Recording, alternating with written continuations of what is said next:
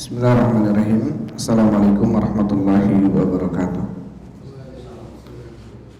Alhamdulillahilladzi arsala rasulahu bil huda wa dinil haq liyudhhirahu 'ala dini kullih wa kafa billahi syahida. Wa asyhadu an la ilaha illallah wahdahu la syarikalah iqraran bihi wa tauhida.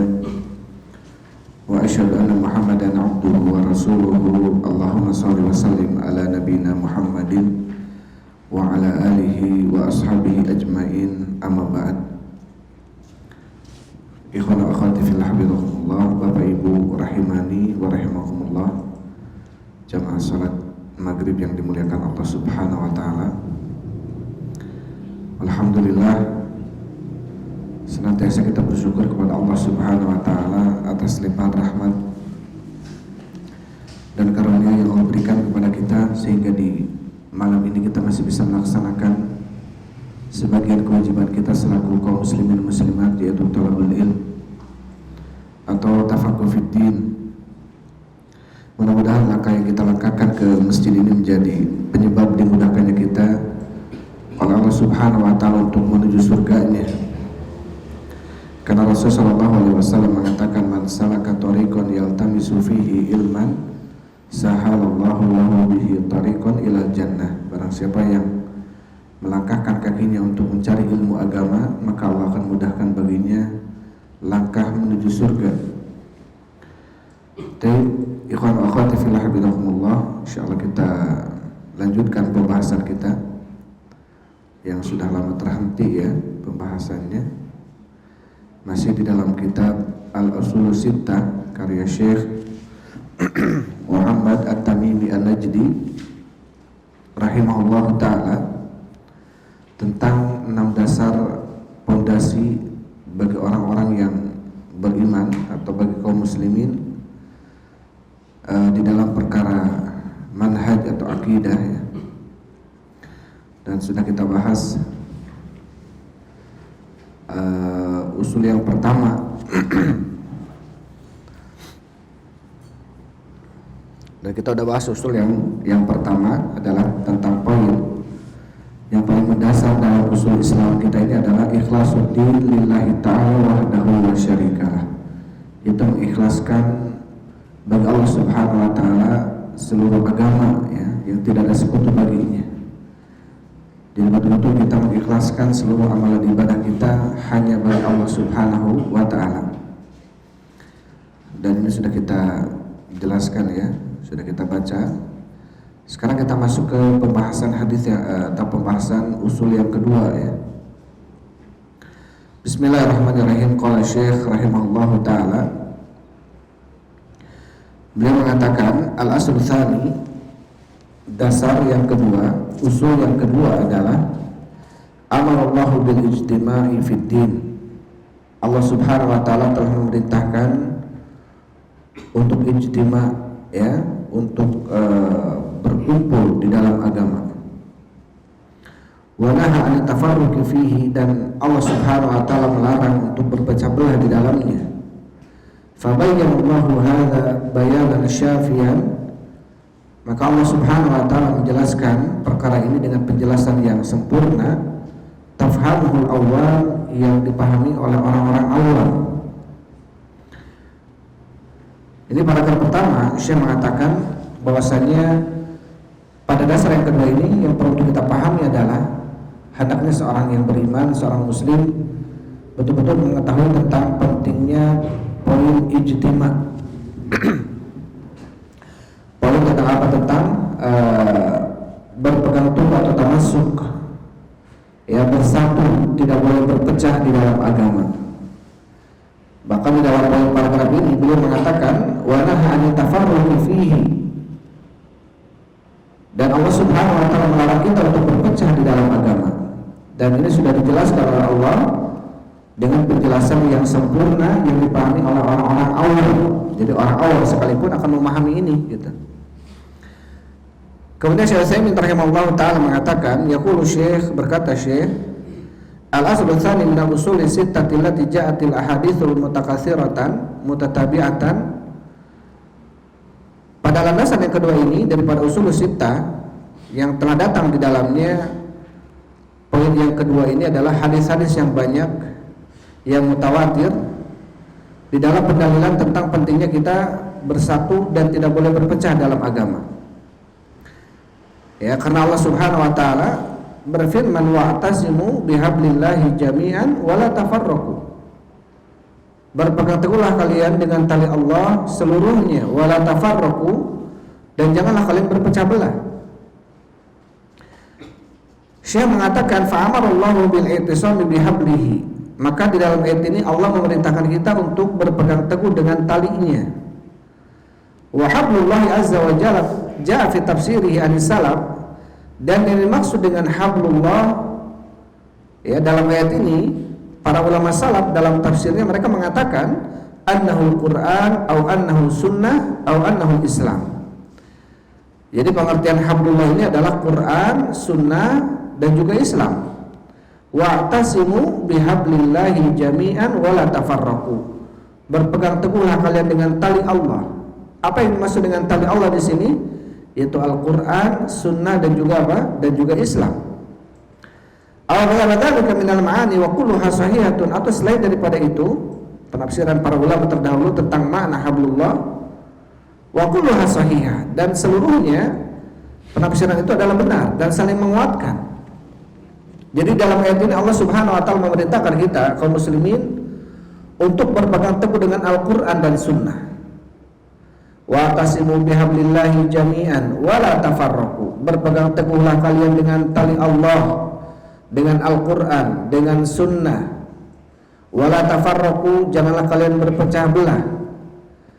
Maka sebagian para ulama kalimat wala tafarraqu artinya adalah ketika seseorang dia tidak berpegang teguh dengan Al-Quran dan Sunnah, atau ketika seseorang ada sebuah amalan-amalan yang di luar dalil dari Al-Quran dan Sunnah, sehingga dia tidak berpegang teguh dengan Al-Quran dan Sunnah dalam ibadahnya, dalam akidahnya, dalam muamalahnya. Karena tentunya kita di dalam kehidupan dunia ini harus didasari seluruhnya oleh apa? Oleh dalil Al-Quran dan Sunnah. Baik akidah kita, ya, baik ibadah kita, baik muamalah kita dengan saudara kita kaum muslimin, ada dalil-dalilnya, ada petunjuk-petunjuknya yang perlu untuk kita apa? Untuk kita terapkan. Ya, sehingga apa? Sehingga ketika seseorang berkeyakinan, berakidah, atau ketika seseorang dia beribadah tanpa didasari dengan Al-Quran dan Sunnah, tanpa didasari dengan hablullah, maka mafhum daripada ayat ini adalah berarti dia orang yang berpecah belah gitu.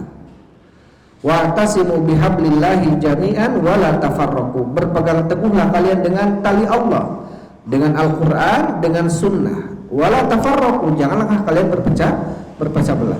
Jadi ketika seseorang tidak berpegang teguh dengan tali Allah, dengan Al-Quran dan Sunnah, arti lainnya adalah ketika seseorang dia jatuh kepada sebuah amalan bid'ah, bahkan jatuh kepada sebuah kesyirikan, maka ketika dia mengakui diri sebagai seorang muslim tapi amalannya syirik atau amalannya bid'ah di luar dari Quran dan Sunnah, maka otomatis orang tersebut telah apa? Memecah belah agama gitu.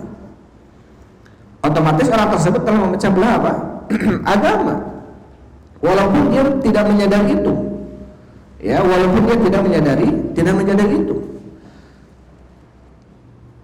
Kemudian Syekh Utsaimin mengatakan fayakunu kullu qadarin arafaha hablulillah azza wa jalla bi ba'di suwarihi fa huwa min at-ta'rifi syai'i bi ba'di suwarihi. Maka setiap pengertian tentang pengertian hablullah, ya, ini menunjukkan tentang apa? Tentang pengertian sesuatu terhadap gambaran sesuatu yang lainnya. Jadi maksudnya hablullah ini tadi disebutkan ada yang mengartikan Quran, ada yang mengartikan Sunnah, ada yang mengartikan Islam atau syariat.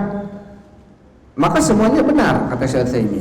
Ya, ketika seseorang dia berpegang teguh dengan Quran dan Sunnah dan Islam dan syariat, berarti dia telah berpegang teguh dan telah bersatu. Ya, karena Allah berfirman apa? Wa'tasimu, berpegang teguhlah kalian. Ya, bersatulah kalian dengan apa? Di dalam tali Allah, dengan tali Allah. Jadi yang dimaksud di sini bukan persatuan hanya kita bersatu berkumpul dalam sebuah tempat dan bersatu menyamakan visi dan misi gitu ya.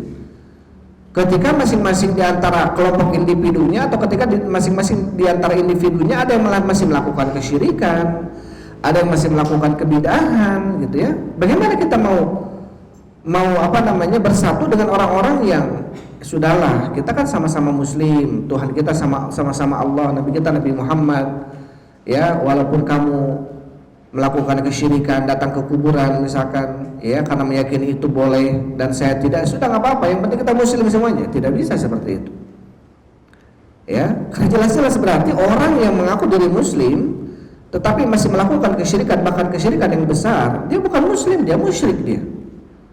Otomatis dengan ayat ini berarti apa? Berarti dirasa atau tidak disadari atau tidak, berarti dia telah memecah belah agama dengan melakukan apa? Dengan melakukan kesyirikan atau bahkan melakukan kebidahan. Ya. Kemudian Syekh Utsaimin mengatakan wa bina'an 'ala dzalika fa inna tamassuka bid-din kullihi wal i'tisami bihi wal ijtima'. Ini kata Syekh, maka dibangun di atas ayat itu, maka barang siapa yang berpegang teguh dengan agama seluruhnya, ya dengan agama seluruhnya, tadi disebutkan dengan Al-Qur'annya, dengan hadisnya, dengan Islamnya, dengan dengan syariat Islamnya, huwa ijtima', maka itulah yang dinamakan dengan ijtima'. Ya, itulah yang dinamakan dengan ijtima'. Wa min khasa'is ahli sunnati annahum yulhiduna biqaunihim, dan termasuk daripada kekhususan ciri-ciri ahli sunnah, mereka adalah orang-orang yang senantiasa mensifati diri-diri mereka dengan itu, dengan jamaah. Maka sering kita mendengar ahli sunnah ahli sunnah wal jamaah.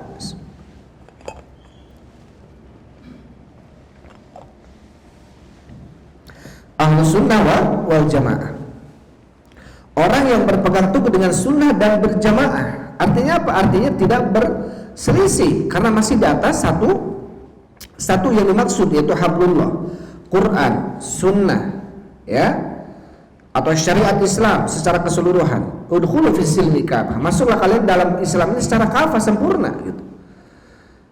Maka mafhum dari ayat ini adalah ketika ada yang melakukan kesyirikan, ketika ada yang melakukan kebidahan, otomatis dia adalah orang yang memecah belah agama. Maka kemudian Syekh mengatakan fal jama'atu ruknun fi ismihim, maka jamaah adalah merupakan rukun di dalam penamaan mereka, ahlus sunnah wal jamaah. Nggak bisa dikatakan ahlus sunnah saja, tapi harus diakhiri dengan al jamaah. Idhum ahlus sunnati wal jamaah li'annahu minal arkani wal ma'ani allati nassa 'alaiha syar'u fi mawadi'i katsiratin. Maka mereka adalah ahlus sunnah wal jamaah karena sesungguhnya ya rukun-rukun dan makna-makna yang telah dinaskan oleh dalil tentang ahlus sunnah wal jamaah ini adalah pada banyak tempatnya. Wa'tasimu bihablillahi jami'an wala tafarraqu. Ya, kemudian ketika Rasulullah SAW menjelaskan sataftariku ummati ala 73 firqah kulluha finnar illa wahida, faqala man hum ya Rasulullah, faqala al jamaah. Ketika ditanya akan berpecah umatku menjadi 73 golongan, seluruhnya dalam neraka kecuali satu kelompok. Ya, ketika ditanya siapa yang satu kelompok itu ya Rasulullah, mereka adalah jamaah. Apakah kemudian Rasulullah menjelaskan jamaah itu adalah orang yang terus menerus babarengan gitu ya, terus menerus bersatu untuk menyamakan visi walaupun ini musyrik, ini bid'ah, ini tidak. Ketika ditanya apa itu al-jamaah ya Rasulullah, kemudian Rasul mengatakan mithlu ma'ana alaihi yawma wa ashabi. Jamaah adalah orang-orang yang mengamalkan sebuah amalan yang pada amalannya tersebut ada contohnya dariku dan sahabatku hari ini. Jadi jamaah ini adalah orang-orang yang mengamalkan amalan yang amalannya tersebut ada contohnya dariku, kata Rasul, dan juga dari sahabatku. Maka kita harus berhati-hati ya, selama ada sebuah amalan yang amalan tersebut mereka bersandar kepada amalan sahabat, jangan sampai kita kemudian membid'ahkan amalan itu. Ya, terlebih sahabat yang dimaksud adalah khulafaur rasyidin.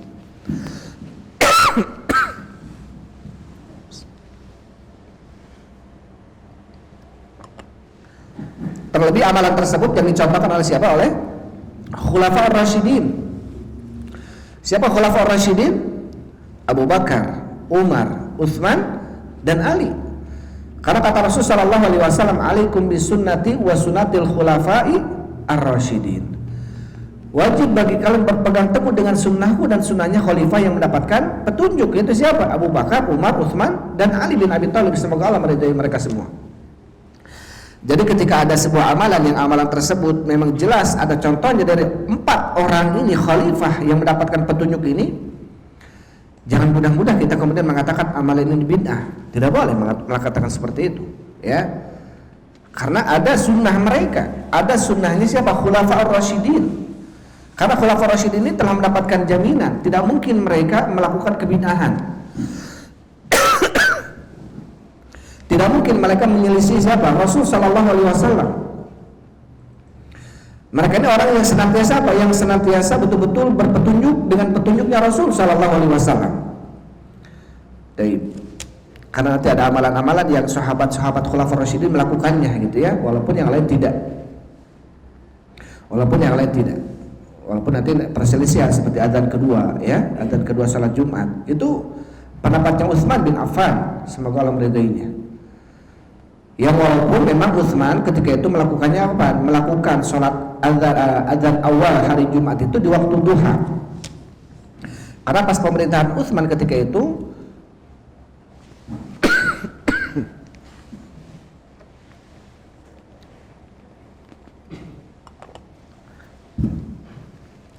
karena pas pemerintahan Utsman ketika itu kaum muslimin sudah menyebar di mana-mana. Kemudian Utsman berijtihad untuk mengumandangkan azan kedua di waktu duha agar kaum muslimin ingat hari ini hari Jumat. Jangan terlalu sibuk dengan dunianya. Ya, jangan terlalu sibuk dengan perdagangannya, pertaniannya, dengan pemerintahannya. Sehingga apa? Sehingga para sahabat ketika itu, oh, azan ini berarti ini hari Jumat. Berarti ada azan kedua nih. Dan itu sunnahnya siapa? Sunnahnya Utsman bin Affan. Kemudian Syekh Utsaimin rahimahullah taala mengatakan wa qad kana sahabatu ka Umar wa ghairihi yaquluna fi khutbati daiman. Dan terbukti para sahabat terdahulu seperti Umar dan yang lainnya, mereka berkata dalam khutbah sering bahkan selama-lamanya atau bahkan sering mengulang-ulang kalimat ini. Wa alaikum bil jamaah fa inna yadallahi 'alal jamaah. Dan wajib bagi kalian untuk berjamaah karena tangan Allah bersama jamaah. Hadis ini ruwiya marfu'an ila Nabi sallallahu alaihi wasallam hadalana ala ta'kid hadal asli. Kata Syekh Utsaimin, hadis ini diriwayatkan secara marfu, walaupun amalannya amalan Umar, tapi hadis ini diriwayatkan secara marfu kepada Nabi sallallahu alaihi wasallam. Menunjukkan apa? Menunjukkan pentingnya kita berjamaah. Pentingnya kita berjamaah. Tetapi definisi jamaah yang dimaksud harus apa yang dimaksud oleh Allah dan Rasulnya berjamaah itu.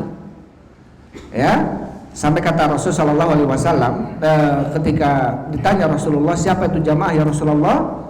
Kemudian Rasul mengatakan mithlu ma'ana alaihil yauma wa ashabi. Jamaah adalah orang-orang yang amalannya ada contohnya dariku dan sahabatku hari ini.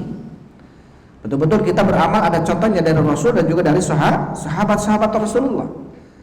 Kemudian kata Abdullah bin Mas'ud, semoga Allah meridainya, al-jamaah, apa itu jamaah? Ma wafaqal haq wa in kunta wahdak. Jamaah itu adalah mencocoki kebenaran walaupun kamu sendirian. Kata Abdullah bin Mas'ud, karena dalil yang menunjukkan itu banyak sekali. Ya, nanti kata Rasul sallallahu alaihi wasallam, may ya'is minkum ba'di fasara ikhtilafan katsiran. Barang siapa yang hidup setelahku nanti akan melihat perselisihan yang banyak. Ya, fa'alaikum bisunnati wa sunnatil khulafar rasyidin. Maka wajib bagi kalian berpegang teguh dengan sunnahku dan sunnahnya khalifah yang mendapatkan petunjuk. Dalam riwayat disebutkan wa'tazil tilka syajarah, tinggalkan seluruh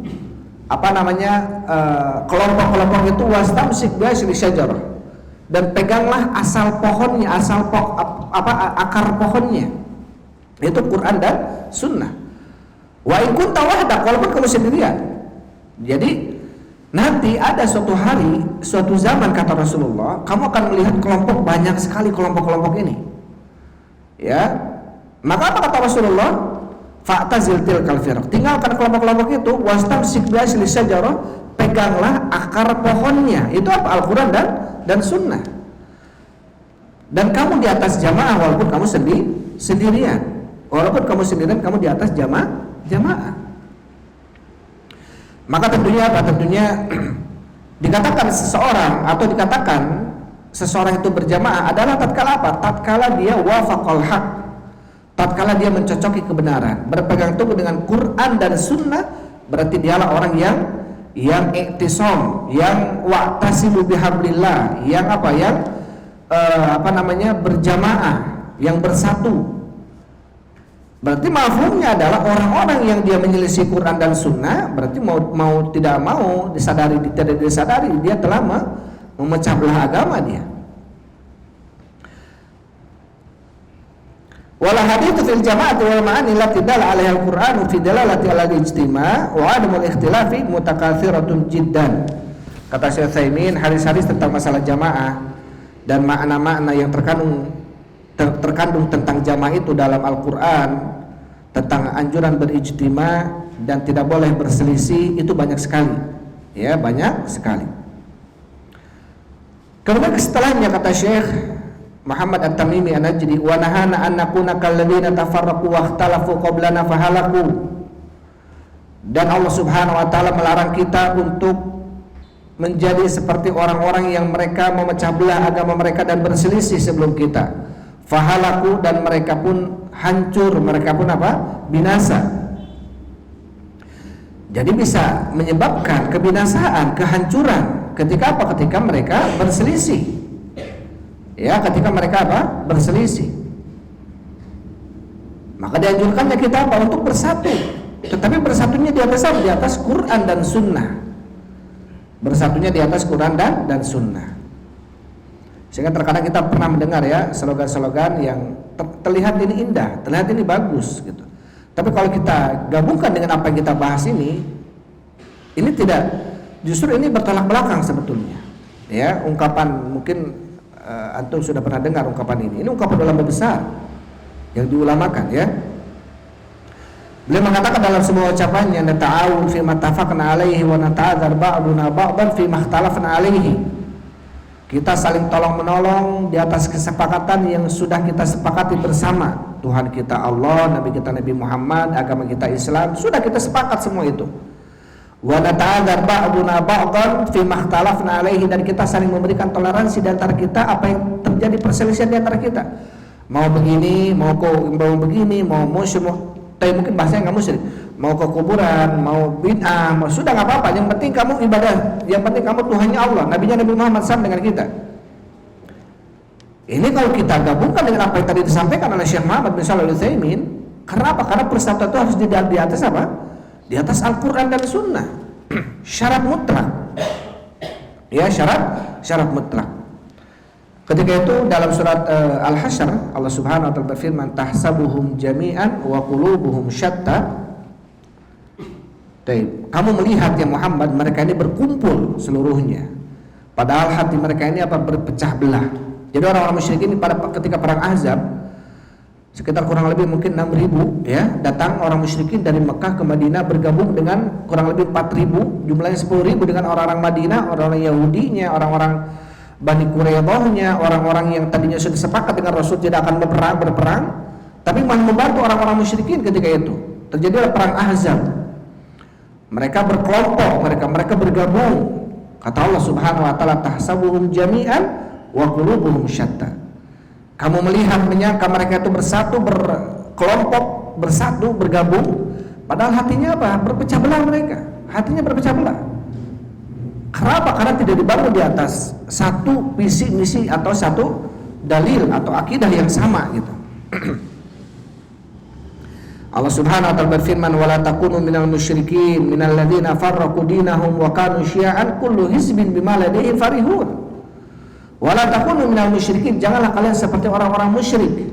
Minal ladzina farraqu dinahum, termasuk orang-orang yang memecah belah agama mereka. Jadi orang musyrik ini apa? Orang yang memecah belah agama. Kenapa? Otomatis dia, karena dia Tuhannya nggak satu. Dia ibadahnya ke Lata, ibadahnya ke mana, ibadahnya ke Uzza. Orang yang ibadahnya ke Uzza, ya, maka dia akan merasa diri lebih baik dibanding orang-orang yang ibadahnya ke Lata. Dan begitu sebaliknya. Atau ibadahnya ke mana, itu lebih merasa diri lebih suci dibanding orang-orang yang ibadahnya ke Hubal misalkan. Karena apa? Mereka Tuhannya nggak satu. Sehingga apa? Berbangga-bangga mereka satu dengan yang lainnya, merasa dirinya paling benar, Tuhannya paling betul gitu. Maka diibaratkan oleh Allah Subhanahu wa taala, orang yang memecah belah agama berarti orang yang keluar dari Quran dan Sunnah, ya, jatuh kepada kesyirikan atau kebid'ahan. Dia seperti orang-orang musyrik. Dia seperti apa? Orang-orang musyrik yang memecah belah agama, disadari atau tidak disadari. Dan kemudian kata Syekh rahimahullah taala, dan Allah melarang kita untuk seperti orang-orang yang telah memecah belah agama dan berselisih sebelum kita, ya, dari kalangan Yahud, Nasoro gitu ya. Fahalaku, dan mereka hancur, mereka binasa. Misalnya umir Nabi tauhid wa nahan syirki, sebagaimana Allah memerintahkan kita untuk bertauhid kepada Allah dan melarang kita untuk melakukan kesyirikan kepadanya. Umir Nabi ijtima wa nahan anit tafarruq, sebagaimana Allah perintahkan kita untuk bertauhid kepadanya dan melarang kita untuk berbuat syirik, ya. Begitu pula apa? Allah memerintahkan kita untuk berijtima, untuk bersatu di atas apa? Di atas tauhid. Dan melarang kita untuk tafarruq, berpecah. Artinya apa? Jatuh kepada kesyirikan atau kebid'ahan. Ya, atau intinya apa? Dia tidak berpegang teguh dengan hablullah, dengan tali Allah Subhanahu wa taala. Kemudian qala Syekh rahimahullah taala, wa dzakara annahu amara al-muslimina bil ijtima'. Dan disebutkan bahwasanya Allah memerintahkan kaum muslimin untuk berpegang teguh, untuk bersatu di dalam agama. Wa nahahum an tafarruqi fihi, dan melarang mereka untuk berpecah belah di dalamnya. Wa yaziduhum wuduhan ma waradat bihi sunnatu minal ajabil ujjab fi dzalika. Dan bertambah lagi penjelasannya apa yang datang di dalam hadis, termasuk minal ajabil ujjab fi dzalik, termasuk perkara yang sangat mengherankan di dalam hal itu. Itu apa? Tsumma saral amru ila anal iftiraqi fi usuliddin wa furu'ihi wal ilmu wal fiqhu fid din. Termasuk perkara yang mengherankan. Jadi Allah memerintahkan kita untuk apa? Bersatu, dan melarang kita untuk berpecah belah. Ditambah lagi dalil-dalil tersebut dalam hadis, ya, menjelaskan hal itu. Tetapi apa? Menjelaskan tentang kita harus bersatu, tidak boleh berpecah belah. Tetapi apa? Minal ajabil ujjab fi dzalik. Tetapi hari ini atau sekarang termasuk perkara yang sangat mengherankan adalah apa? Adalah bahwasanya perpecahan dalam agama, usuluddin, perpecahan dalam usul yaitu akidah, dan perpecahan dalam furu yaitu ibadah, ya. Huwal ilmu wal fiqhu fid din. Maka itu adalah ilmu dan fikih dalam agama. Jadi ada kemudian apa? Yang menganggap bahwasanya sudah nggak apa-apa kita berpecah. Karena itu memang kata Rasulullah SAW, ikhtilafu ummatir rahmah. Perpecahan umatku adalah rahmat. Padahal ini hadisnya apa? Dhaif. Bukan hanya dhaif, ini hadis yang maudhu. Ini hadisnya apa? Palsu ini. Ikhtilafu ummati azab. Perpecahan umatku adalah azab, bencana, musibah. Kalau ikhtilafu ummati rahmah, ini hadisnya dhaif, bahkan maudhu. Hadisnya palsu. Sebagian memasukkan hadis ini. Walaupun memang dalam surat Hud ayat-ayat terakhir kita bisa lihat, ya, Allah Subhanahu wa taala berfirman, wala yazaluna mukhtalifina illa man rahimar rabbuk. Dan senantiasa mereka pasti akan berselisih, mereka itu illa man rahimar rabbuka, kecuali orang-orang yang dirahmati oleh Tuhanmu. Kenapa? Allah memerintahkan kita bersatu, melarang kita berpecah belah. Tapi dalam surat Hud ayat terakhir ini Allah menjelaskan kepada kita bahwasanya wala yazalun, artinya apa? Wala yazalun arti senantiasa, terus menerus mereka.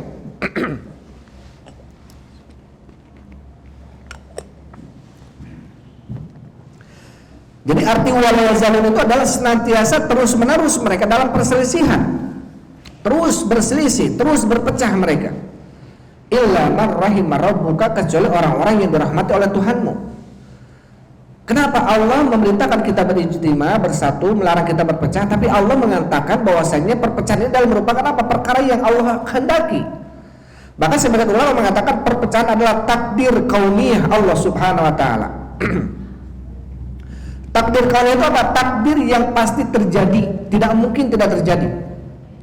Apa kalau cintai? Allah tidak cinta. Seperti Allah ciptakan iblis itu atas takdir kauniyah. Apakah Allah cinta iblis? Tidak cinta iblis.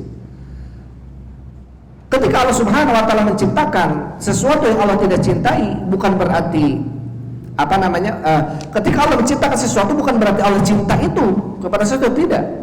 Iblis misalkan Allah ciptakan, perpecahan Allah ciptakan. Tetapi apa di balik itu ada hikmah besar, agar muncul orang-orang yang lain zahirina 'alal haq, orang-orang yang senantiasa menampakkan kebenaran. Ya. Wala tazalu ta'ifatun min ummati dhahirina 'alal haq, senantiasa ada sekelompok dari kalangan umatku mereka menampakkan kebenaran. La yaduruhum man khadalahum, tidak akan membahayakan mereka orang-orang yang menyelisih mereka.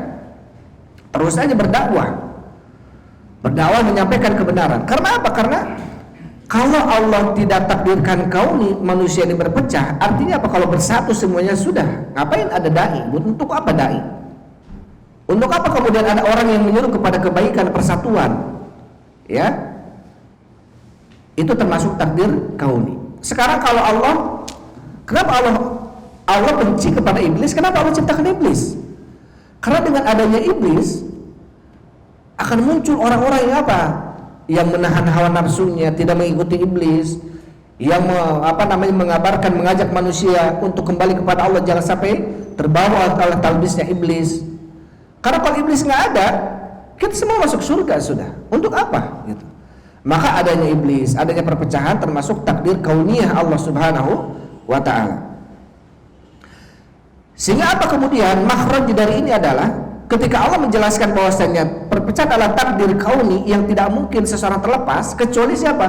Man rahima rabbuka, kecuali orang yang dirahmati oleh Tuhanmu. Berarti orang yang mampu dan bisa berpegang teguh dengan hablullah adalah rahmat dari Allah. Ini taufik dari Allah Subhanahu wa taala. Ketika seseorang dia mampu berpegang teguh dengan Quran dan Sunnah, berarti orang tersebut telah diberikan rahmat taufik oleh Allah Subhanahu wa taala. Sampai kata Syekh di sini disebutkan, ya, wasara al-ijtima'u fi dini la yaqulu ila zindiqu aw majnun. Dan bahkan menyeru kepada ijtima' dalam agama ini tidaklah diucapkan kecuali oleh orang-orang zindik atau orang-orang gila, orang-orang munafik, orang-orang sesat atau orang-orang gila. Ya, ayo berkumpul. Jadi seakan-akan orang-orang yang memerintahkan kita untuk bersatu ini dianggap gila sudah gitu, atau orang-orang yang majnun atau zindik. Kata Syekh Utsaimin rahimahullahu taala, hadhihi mas'alatu min masail latifati lati asyara laha Syekh rahimahullahu taala. Ini permasalahan termasuk permasalahan yang latifah. Latifah ini dakik, artinya banyak orang tidak mengetahui tentang ini gitu. Kebanyakan orang sekarang mengira bahwa persatuan ini sudah kita berkumpul, kita bersatu, menyamakan visi, misi, sudah. Ini mau ke sana, ini mau ke sini, mau ini ke kuburan, mau ini begini, sudah nggak apa-apa. Yang penting kita bersatu saja. Karena kita menganggap persatuan itu sudah persatuan abdan. Padahal apa yang dimaksud persatuan yang diinginkan oleh Allah bukan persatuan badan, bukan. Dimanapun dia, mau di belahan dunia manapun dia, ketika dia bertauhid kepada Allah, ketika dia seorang yang melakukan sunnah, tidak melakukan bid'ah, dia adalah ikhwah. Innamal mu'minuna ikhwah. Sesungguhnya orang beriman itu adalah ikhwah, saudara dia. Walaupun badannya nggak bersatu, tapi kalau akidahnya sama, dia bersatu dalam dalam akidah. Karena yang diinginkan persatuan ini bukan persatuan abdan, bukan persatuan jasad, tapi persatuan prinsip, yaitu akidah, yaitu bertauhid dan menjauhkan diri dari kebid'ahan. Kemudian saya mengatakan inna sunnata warada fiha minal ajabil ujja fi dzalika aglabul hadithi al-muta'alliqati bil jama'ati wal ijtima' mawjudatun fi kutubis sunnati masyhurah. Tentunya dalil-dalil dalam sunnah yang berkaitan tentang jamaah, tentang pentingnya kita bersatu. Ini banyak sekali dalilnya dalam kutub-kutub sittah, ya, Bukhari, Muslim, Tirmidzi, Abu Dawud, Nasai dan sebagainya. Wa ulama'ul muslimin alladhi sannafu fi sunnati ka Abi Bakar al-Ajuri wa min ba'di al-Likai, dan sebelumnya Imam Ahmad bin Hanbal. Mereka menulis kitab-kitab itu yang di dalamnya apa? Tentang hadis-hadis tentang anjuran kita bersatu. Ya, anjuran kita apa? Bersatu. Wa man tataba al-athar fi dzalika fa inna sayrul ujab atau sayrul ajab al-ujab. Ya. Dan apabila seseorang melihat itu maka akan melihat sesuatu yang sangat mengherankan. Ini dibahas oleh para ulama dari dulu tentang persatuan ini. Yang dimaksud adalah persatuan apa? Persatuan prinsip, persatuan akidah. Ya. Ini yang dimaksud. Lidzalika asbahal ulama yaquluna ahlus sunnah wal jamaah li dhuhuri bidzalik. Maka oleh karena itu para ulama mengatakan ahlus sunnah wal jamaah. Berarti ketika seseorang mengatakan ahlus sunnah, berarti ahlus sunnah, ahlinya sunnah, tidak melakukan kebid'ahan, ya, tidak melakukan kesyirikan otomatis. Maka orang yang dikatakan ahlus sunnah pasti dia berjamaah sudah, pasti dia berjamaah. Karena kata Ibnu Mas'ud, semoga Allah meridainya, wafaqal haq wa in kunta wahdak fa anta 'alal jamaah. Ketika kamu mencocoki kebenaran walaupun kamu sendirian, maka kamu jamaah. Ya, sebagaimana tadi hadis akan datang nanti, ya, berbagai macam kelompok-kelompok gitu ya. Kemudian ini menyuruh ke ini menyuruh ke sana. Maka intinya apa ketika kita melihat seperti itu, yang penting kita ambil akar pohonnya, Quran Sunnah saja. Tinggalkan mereka semua. Wastamsik bi'asli syajarah, peganglah akar pohonnya. Karena kalaupun kamu sendirian tapi memegang akar pohon, kamu berjamaah dia. Maka orang itu adalah jamaah. Wa hadha aslu wal aslu tsani al jama'atu tumayyizu bihil mutamassikuna bi sunnati min an ghairihim. Maka ahlus sunnah, ya, ahlus sunnah wal jamaah dia akan membedakan caranya dengan apa? Dengan berpegang teguhnya dia dengan sunnah dari yang lainnya. Maka sekarang boleh siapapun menganggap dirinya, mengakui dirinya sebagai seorang apa, ahlus sunnah wal jamaah. Nggak apa-apa, bebas. Pengakuan itu bebas, nggak perlu bayar. Siapapun boleh mengaku saya ahlus sunnah wal jamaah. Karena itu yang terbaik. Nggak mungkin ada seseorang di antara kita mengatakan saya ini ahlul bid'ah wad dalalah, nggak mungkin. Ahlul bid'ah wal furqah, nggak mungkin. Kan ada yang mengatakan itu. Pasti semuanya mengatakan apa? Ahlus sunnah wal jamaah. Kata Syekh di sini, salah satu pembeda yang membedakan dia sebagai seorang ahlus sunnah wal jamaah adalah al-mutamassikuna bis sunnah. Orang yang berpegang teguh dengan sunnah. Cocok enggak seseorang mengatakan saya ahlus sunnah wal jamaah tetapi menghina sunnah misalkan? Bahasa kecilnya misalkan ya, ini kalau di Arab Saudi ya, perselisihan atau menghina, melecehkan syariat, ini bahaya hukumnya. Melecehkan jenggot misalkan, melecehkan cadar misalkan, melecehkan orang yang memakai celana cingkrang misalkan. Karena jelas hadisnya. Walaupun mungkin perselisihan, ada yang mengatakan wajib, ada yang mengatakan sunnah. Tidak kemudian mengatakan mubah, enggak ada lah. Karena Rasul mengatakan aful liha, biarkan jenggot, qasus syarib, potong kumis. Minimal hukumnya ada yang sunnah jenggotnya, ada yang wajib. Ya, wajib yang berpendapat wajib banyak karena afu ini apa, biarkan. Sedangkan afu ini adalah fi'il amr, perintah. Jangankan perintah Rasul, perintah orang tua saja kadang-kadang eta perintah kolot manya teu digugu. Ya, pamali. Apalagi perintah siapa? Rasulullah. Rasul mengatakan, memerintahkan kita aful liha, biarkanlah jenggot, qasus syarib, potonglah kumis, khaliful majus, selisih orang-orang majusi. Dan Ustaz sekarang orang-orang apa namanya majusi nage, para ranjang jenggotnya. Sudah, ini mah Rasul mengatakan termasuk ciri-ciri orang majusi dulu adalah mereka memotong jenggot, memanjangkan kumis. Maka ciri orang-orang dahulu, muslim dahulu, para sahabat adalah yang membedakan mereka dari majusi. Salah satunya apa? Kalau para sahabat jenggotnya panjang-panjang, kalau majusi mah kumisnya panjang-panjang, jenggotnya pendek. Taruhlah misalkan kita berpendapat Ustaz, anak berpendapat hukumnya sunnah, silakan. Ya, berpendapat hukumnya sunnah. Tetapi apakah kemudian boleh seseorang dia mencela sunnah, dia mengaku dirinya ahlus sunnah wal jamaah, ketika dia tidak mampu melaksanakan itu, tidak mampu mengamalkan panjang jenggotnya, aduh, saya di instansi pemerintahan nggak boleh panjang jenggot, sudah nggak apa-apa. Ya, berarti dia apa? Berarti dia ada tekanan untuk tidak memanjangkan jenggotnya. Tapi jangan sampai dia kemudian apa? Menghina. Karena beda lagi ketika seseorang menghina apa? Menghina sunnah. Sampai kata para ulama namanya Yahya Al-Qattan, ya, ad-dabbu wara'a sunnah khairun minal jihad fi sabilillah. membela sunnah itu lebih baik daripada jihad di jalan Allah. Jadi ketika orang-orang jauhi sunnah, ketika orang-orang mencibir sunnah, justru kita perjuangkan itu sunnah. Sunnah sekecil apapun, kalau itu sunnah, itu ucapan Nabi SAW, dan ucapan Nabi itu adalah wahyu. Ya, ucapan Nabi adalah wahyu. Jadi ketika kita tidak bisa melakukannya, jangan sampai kita mencelanya. Karena ketika mencela sunnah, mencela hadis, berarti mencela apa? Mencela yang mewahyukannya. Siapa itu? Allah Subhanahu wa taala. Ya, karena ucapan Nabi ini adalah wahyu, ya, illa wahyu yuha. Jadi wahyu yang diwahyukan oleh Allah Subhanahu wa taala melalui Jibril. Wa may yantiqu anil hawa in huwa illa wahyu yuha. Tidaklah Nabi Muhammad ini berbicara dengan hawa nafsunya. Jadi yang keluar dari lisannya Rasul ini bukan hawa nafsu, bukan. Itu adalah wahyu dari Allah. Adanya berapa nih kita? Bentar lagi ya. Baik, kemudian setelahnya kata Syekh rahimahullahu taala,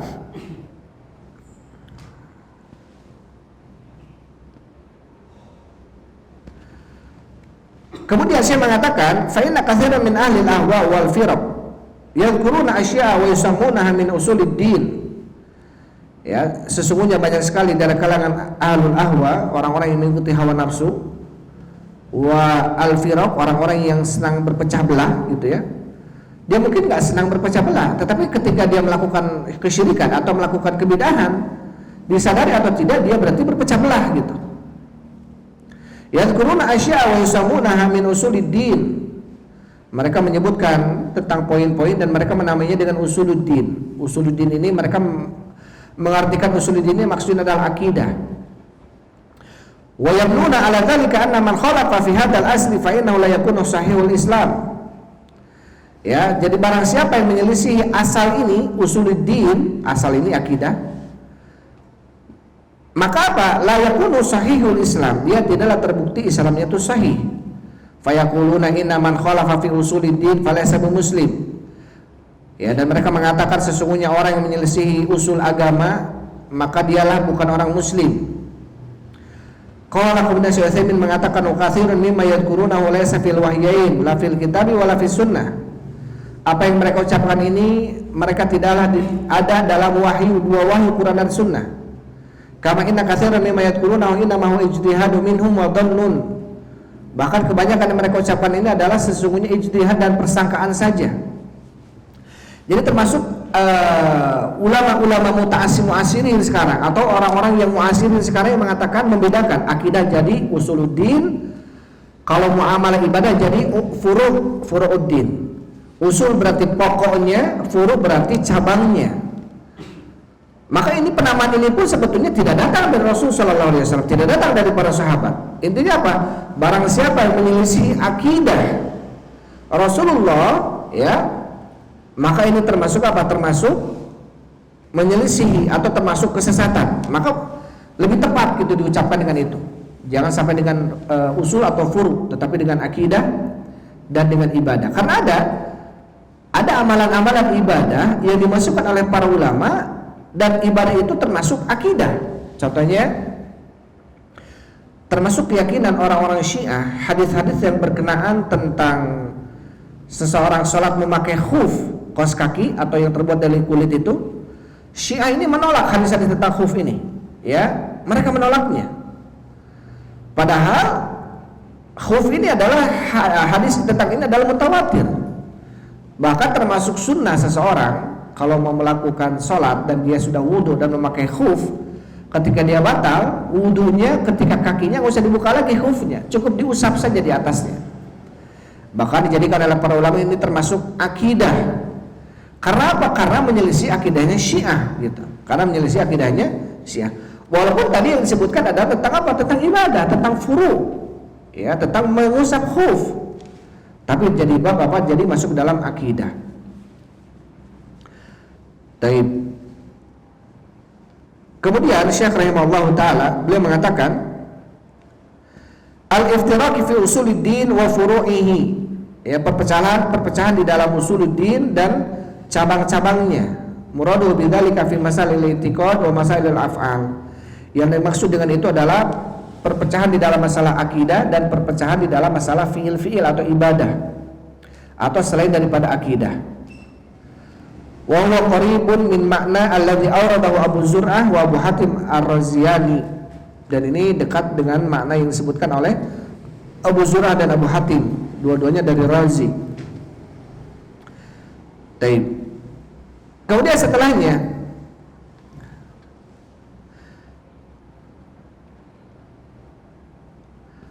Syekh mengatakan,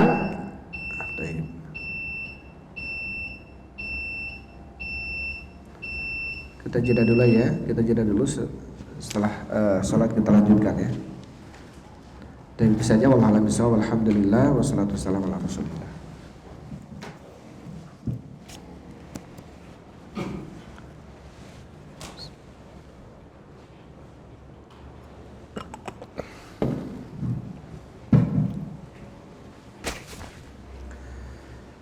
Bismillahirrahmanirrahim. Alhamdulillah wassalatu wassalamu ala rasulillah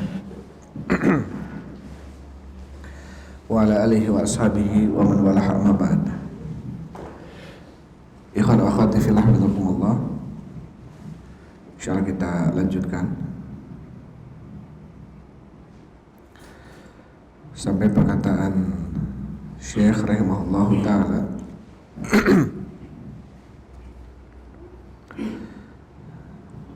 al-iftiraku fi usuluddin wa furu'ihi, perpecahan di dalam pokok agama dan cabang-cabangnya. Wa sarul ijtima'u fid din la yakuluhu illa zindiq aw majnun. Dan menjadilah persatuan dalam agama itu tidaklah mengatakannya kecuali dia orang zindik dan majnun. Kata Syekh Utsaimin rahimahullah ta'ala, muradul musannif fi ma yadhhar min hadhil kalimat, yang dimaksud oleh penulis yaitu Syekh Muhammad At-Tamimi dari apa yang beliau ucapkan dari kalimat ini adalah anna sayaqulun, bahwasanya manusia mereka berkata, innalladzi yad'u an-nasa ila ar-rujui lil wahyaini min al-kitab was sunnah fa innahu yuttahamu hadhihi al-ittahamat. Ya, jadi seakan-akan Syekh rahimahullah ta'ala tidaklah orang yang mengatakan persatuan dalam agama ini kecuali dia ini adalah orangnya majnun, gila katanya, atau orang zindik, orang munafik atau orang sesat gitu.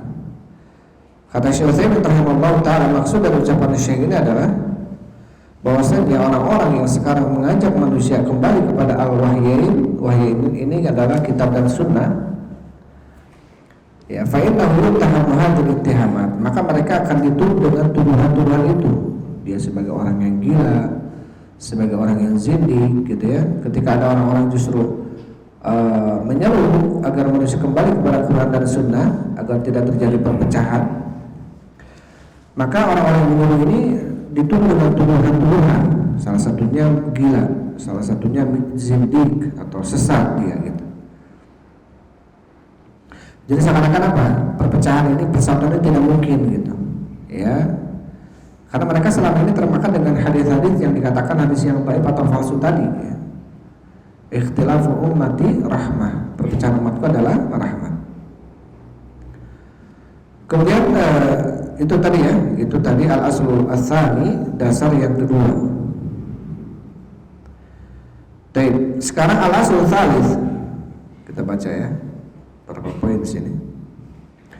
Al-aslu tsalits, dasar yang ketiga yang perlu diketahui oleh seorang muslim adalah anna min tamamil ijtima'i, bahwasanya termasuk dari kesempurnaan persatuan adalah as-sam'a wa ta'ata, yaitu mendengar dan taat liman ta'ammara alaina, bagi yang memimpin kami, bagi yang memerintah kami. Itu taat, mendengar dan taat bagi pemimpin, pemerintah gitu. Walau karena abdan Habasyah, walaupun dia seorang pemimpin ini adalah seorang budak dari Habasyah, dari Ethiopia. Fabayyana Allahu hadza bayanan syafiyan kafiyan, maka Allah menjelaskan tentang perkara ini dengan penjelasan yang sempurna, yang cukup. Biwujuhin min anwa'il bayan, dengan beberapa sisi dari penjelasan-penjelasan. syar'an wa qadaran, ya, baik penjelasan yang sifatnya syar'i, dalil Qur'annya, hadisnya jelas, atau pendalilan dengan yang dalilnya sifatnya penjelasan yang sifatnya qadari, takdir.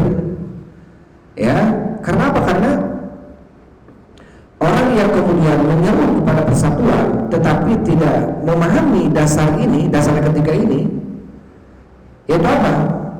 Mendengar dan taat kepada pemimpin, walaupun pemimpinnya zalim, walaupun pemimpinnya zalim, walaupun pemimpinnya tidak adil, walaupun pemimpinnya tidak adil.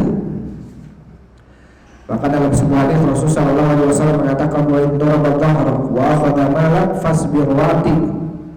Walaupun dipukul kalian, diambil harta kalian, maka dengarlah dan taatlah. Maka apa? Maka ada kewajiban, ya, bagi kita untuk menyempurnakan persatuan ini. Salah satunya apa? Salah satunya tidak keluar dari apa namanya, dari pendengaran atau dari mendengar dan taat kepada pemimpin walaupun sejengkal. Artinya apa? Artinya tidak boleh kita melawannya, menyerangnya, baik dengan ucapan atau dengan fisik kita. Karena itu bentuk apa? Bentuk perpecahan. Karena itu bentuk apa? Perpecahan. Nanti akan dijelaskan oleh Syekh Zain rahimahullah.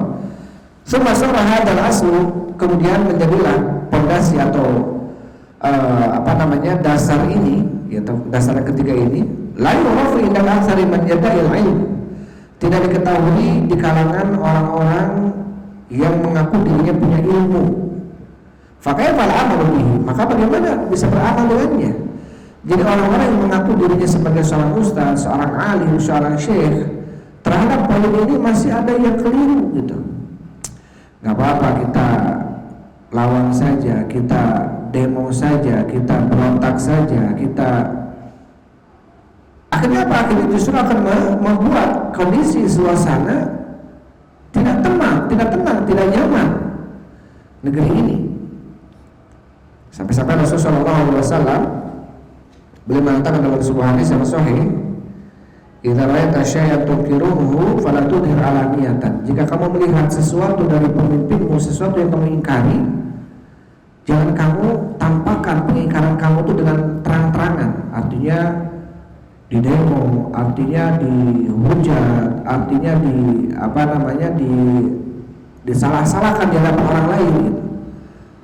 Karena hal itu apa? Hal itu akan membuat justru sebagai seorang pemimpin yang setidaknya namanya manusiawi akan marah, sehingga akan membalas dengan sesuatu yang lebih zalim misalkan, sehingga akan terjadilah kekacauan. Tapi apa kata Rasulullah SAW, fala tudir alaniyatan wa yahud biyadayhi, jangan kau tampakkan bentuk pengingkaran kamu itu dengan terang-terangan, tetapi justru wa yahud biyadayhi, ambillah kedua tangannya, ya. Maka apabila dia menerima nasihatnya, maka itulah dia. Kalau tidak, maka itulah kewajibanmu. Jadi kewajiban kita hanya menasihati saja. Kalau diterima ya alhamdulillah, kalau tidak sudah. Karena kewajiban kita menasihati. Karena kewajiban kita menasihati. Tetapi bentuk nasihat kita ini sebaiknya tidak disampaikan secara terang-terangan, karena itu namanya demonstrasi. Ya. Fir'aun saja, dia seorang raja yang kafir, yang zalim, yang mengaku dirinya sebagai ana rabbukumul a'la, saya adalah Rabb kalian yang paling tinggi. Siapa yang kira-kira lebih zalim, lebih kafir, lebih jelek dari Fir'aun gitu ya? Seorang yang mengaku dirinya Tuhan gitu. Tapi apa kata Allah Subhanahu wa taala kepada Nabi Musa dan Nabi Harun? Kata Allah Subhanahu wa taala, faqula lahu qawlan layyinan, maka berkatalah kalian berdua, wahai Musa, wahai Harun, kepadanya qawlan layyinan, ucapan yang lembut, la'allahu yatadzakkaru aw yakhsha, mudah-mudahan Firaun ini dia ingat dan dia takut. Ya, Firaun saja diperintahkan oleh Allah Subhanahu wa taala kepada Nabi Musa dan Nabi Harun agar disampaikan ucapan yang lembut, mudah-mudahan dia menerima. Karena nasihat itu harus disampaikan kepada siapapun. Kadang-kadang kepada bawahan kita saja, Bawahan kita saja kalau kita nasihati, dia salah kita nasihati tapi dengan cara yang kasar, mana mau dia terima nasihatnya. Apalagi kita nasihati atasan kita, ya. Apalagi nasihatnya depan orang-orang. Ada orang tuh yang egois, ada orang tuh yang sombong, ada orang tuh yang gengsinya tinggi, dia nggak mau dinasihati depan orang lain. Tapi kalau berdua, dia akan lebih menerima nasihat itu. Apalagi kalau nasihatnya terang-terangan sambil anarkis misalkan. Apalagi nasihatnya sampai menyebabkan terjadi pembunuhan misalkan, ada yang mati demonstrasinya misalkan. Kata Rasulullah SAW, qatlul mu'min atau zawalul dunya ahwan indallahi min qatlil mu'min. Hilangnya dunia ini itu lebih ringan di sisi Allah dibanding terbunuhnya satu orang mukmin, satu jiwa yang mukmin, yang beriman, ya. Maka tentunya perlu kita betul-betul untuk menjaga agar tidak tertumpah darah.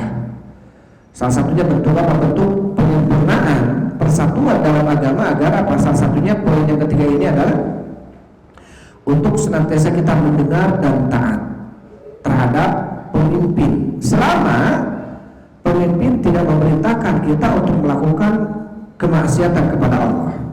Karena kalau itu beda lagi urusannya. Karena Rasulullah SAW mengatakan la ta'atal makhluk fi ma'siyatil khaliq. Tidak ada ketaatan kepada makhluk untuk bermaksiat kepada sang pencipta. Siapapun dia, kalau memerintahkan kita untuk bermaksiat kepada Allah maka jangan diikuti.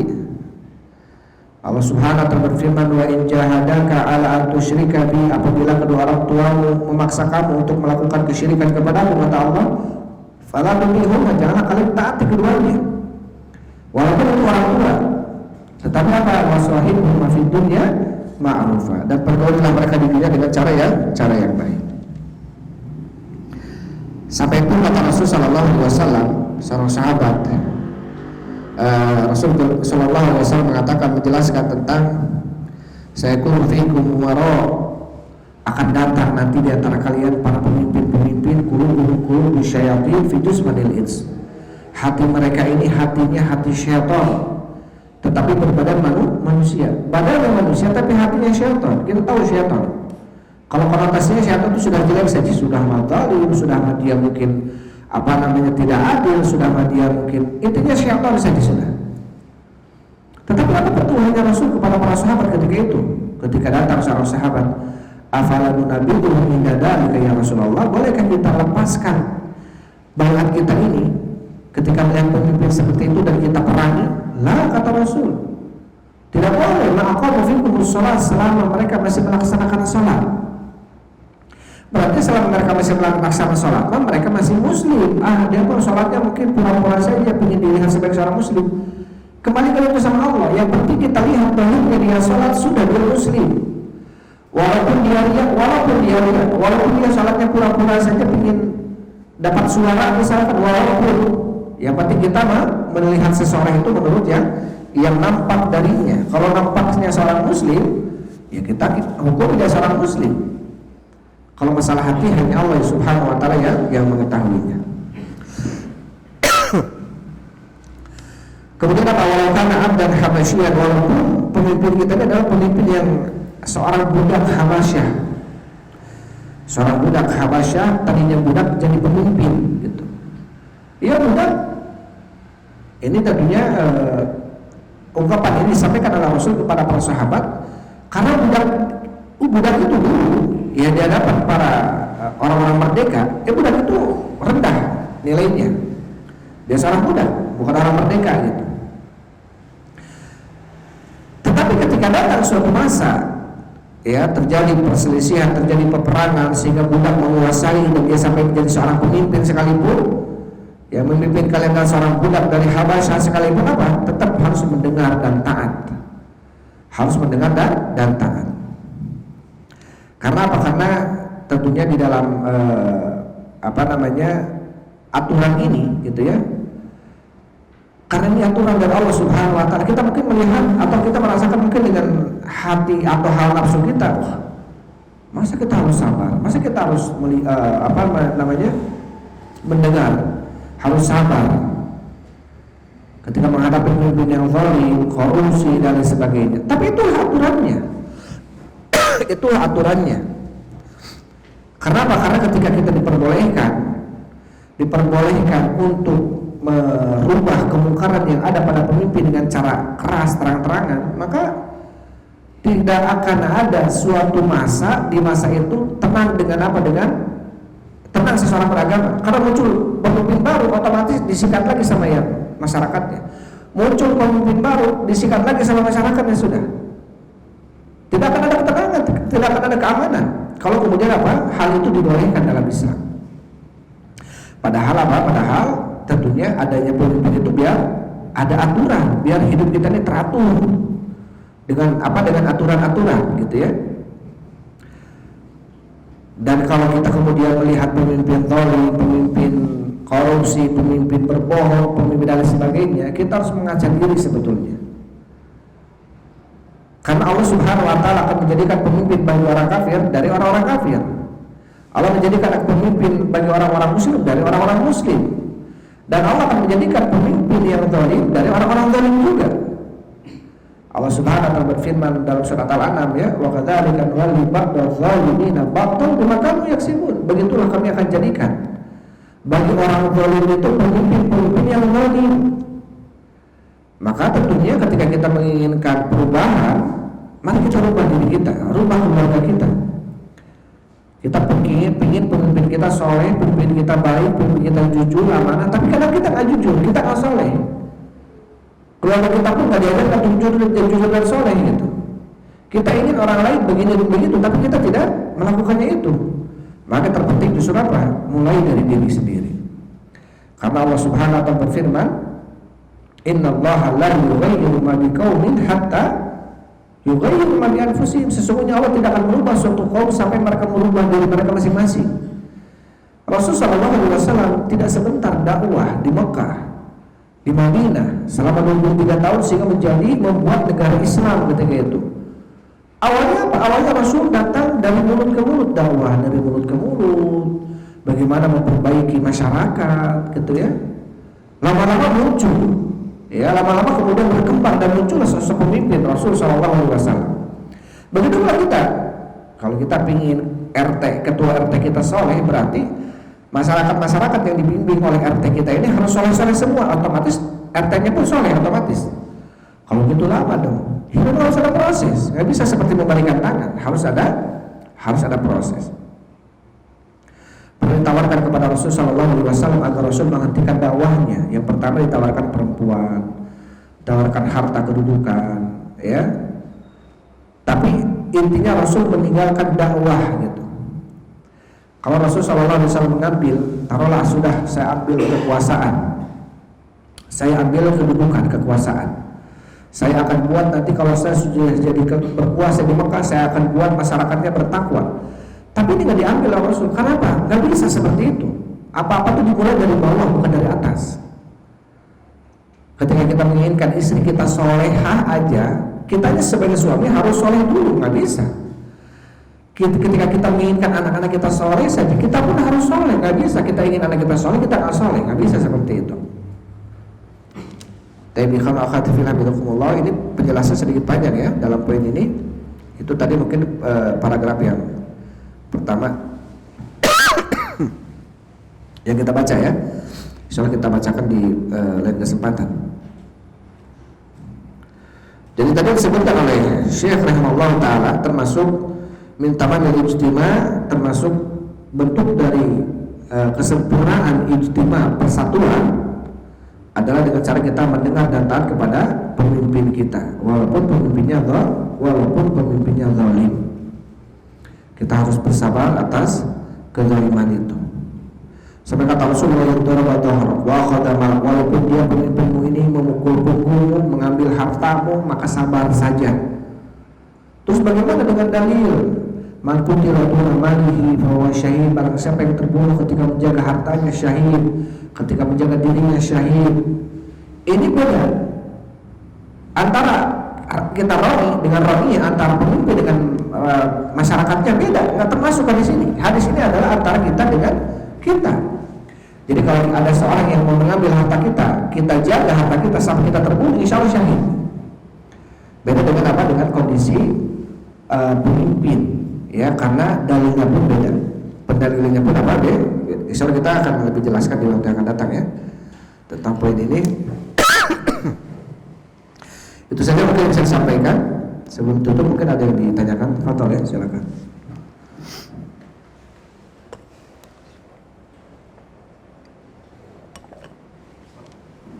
Silakan.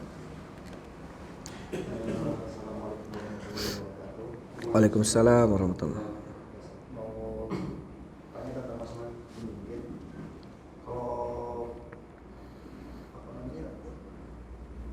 Semua pejabat aparat itu terus termasuk menteri-menterinya termasuk masuk ke dalam kategori terus juga termasuk aparat yang TNI misalnya polisi masuk ke dalam kategori pemimpin. Jadi ketika mereka misalkan melakukan kezaliman, tapi kezaliman itu bukan berdasarkan atas perintah atasan gitu, atau bukan berdasarkan atas perintah dari pemimpin tertinggi, tapi kezaliman itu dilakukan oleh misalkan oleh Oknum lah ya, kita katakan oknum ya.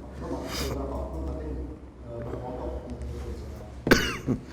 nah itu masuk nggak dalam Masuk ke dalam hadis yang kita harus bersabar dan taat gitu ya kepada pemimpin. Tentunya kalau pemimpin dalam Islam khalifah gitu ya, pemimpin dalam Islam baik itu khalifah atau raja. Dulu zaman Rasul atau zaman para sahabat ada khalifah, kemudian ada gubernur-gubernur di bawahnya. Misalkan ketika itu gubernur di Syam ya, seperti Muawiyah itu gubernur di Syam, terus gubernur di Mesir, gubernur. Dan ini termasuk satu kesatuan dari kepemimpinan. Jadi nggak boleh seseorang sekarang orang-orang Syam memberontak kepada pemimpinnya di Syam misalkan, atau tidak taat kepada pemimpinnya di Syam. Sama, dia termasuk termasuk pemimpin yang tidak boleh untuk diingkari atau untuk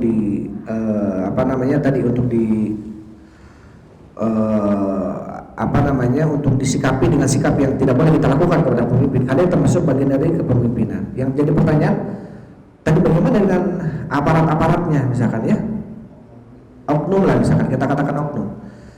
Ya sebetulnya makanya kenapa kemudian di aparat sekarang ada seperti polisi ada kabar reskrimnya, ada propamnya, di tentara ada PM-nya. Itu salah satunya adalah untuk melaporkan orang-orang seperti ini ya kepada atasan mereka agar mereka dihukum. Ketika jelas mereka oknum kemudian melakukan sesuatu, apakah kita kemudian boleh melawan? Tentunya kita boleh kemudian intinya ketika jelas dia sebagai seorang oknum misalkan ya, kita boleh melawan, bahkan kita melaporkan kepada atasannya bahwa ini oknum memeras saya, ini oknum begini saya. Tidak kemudian serta-merta kita harus sabar, taat ya, dan apapun diambil olehnya boleh saja, nggak seperti itu ya. Ada aturannya gitu ya, bisa kita laporkan. Dan apakah kemudian kita termasuk orang yang membangkang? Insya Allah tidak.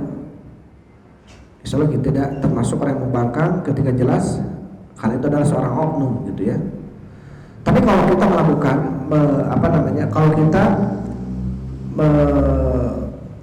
membantah atau mengingkari sebuah peraturan yang telah diatur oleh pemerintah, hal terkecil apapun misalkan ya, ini ada sebagian para ulama mengatakan bahwasanya ini bisa termasuk maksiat. Misalkan apa? Anjurannya kita diperintahkan motor pakai helm misalkan ya. Saya nggak usah pakai helm gitu. Bahkan ini kalau kita melihat kalam-kalam para ulama tentang pentingnya kita sam'u wa ta'ah kepada pemimpin, maka berarti dia harus pakai helm karena aturan gitu. Dan aturan itu dibikin yang pertama tidak menyelisih syariat, yang pertama tidak membuat kita jauh dari Allah, bahkan itu untuk kepentingan kita sebagai masyarakatnya, maka kita harus mengambil itu. Atau ketika menyeberang rambu-rambu ya, kuning dilanggar, sebagian kalam ulama ini bisa termasuk bentuk kemaksiatan karena melanggar aturan gitu ya, walaupun buatan manusia karena kemaslahatannya untuk masyarakat itu sendiri. Adapun oknum tadi yang disebutkan tentunya kita bisa kita mungkin melawan, atau bukan melawan, kita melaporkan gitu ya kepada orang yang lebih kuat dari dia. Dan ya Allah bisawab ya. Ini nanti mungkin butuh penjelasan kalam ulama tentang hal ini ya, tentang bentuk as-sam'u wa ta'ah, mendengar dan taat. Dan ya Allah bisawab. Itu saja mungkin ya yang bisa saya sampaikan. Wallahu a'lam bishawab. Alhamdulillah wassalatu wassalamu ala Rasulillah. Subhanakallahumma rabbana wa bihamdik asyhadu an la ilaha illa anta astaghfiruka wa atubu ilaik. Assalamualaikum warahmatullahi wabarakatuh.